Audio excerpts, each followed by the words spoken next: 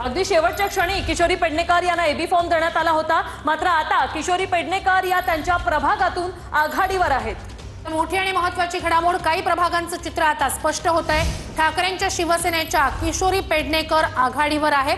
तर मुंबईत प्रभाग 171 मध्ये ठाकरेंच्या उमेदवार यांचा निकाल सध्या लागलेला आहे, त्या विजयी झालेल्या आहेत। तर राणी येरुणकर या विजयी झालेल्या आहेत प्रभाग 171 मधनं। तर ठाकरेंच्या उमेदवार आहेत राणी येरुणकर, ज्या विजयी झालेल्या आहेत। मुंबई प्रभाग 171 चित्र स्पष्ट झालेलं आहे। ठाकरेंचे उमेदवार विजयी झालेले आहेत। ठाकरेंच्या उमेदवार राणी येरुणकर या विजयी झालेल्या आहेत। तर मुंबई प्रभाग 199 मध्ये ठाकरेंचे उमेदवार किशोरी पेडणेकर या सध्या आघाडीवर आहेत। तर प्रभाग 171 मध्ये ठाकरेंच्या उमेदवार राणी येरुणकर विजयी झालेले आहेत। तर प्रभाग 199 मध्ये ठाकरेंच्या उमेदवार किशोरी पेडणेकर आघाडीवर आहेत। तर प्रभाग 92 मध्ये काँग्रेसचे मोहम्मद कुरेशी विजयी झालेले आहेत।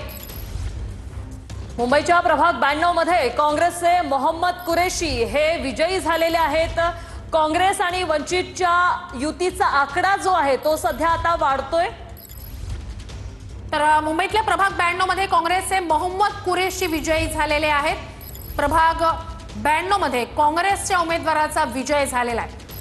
तर मुंबईत काँग्रेस आणि वंचित एकत्रितपणे 15 जागी आघाडीवर आहे। तर पुण्यातून एक धक्कादायक निकाल, धंगेकरांच्या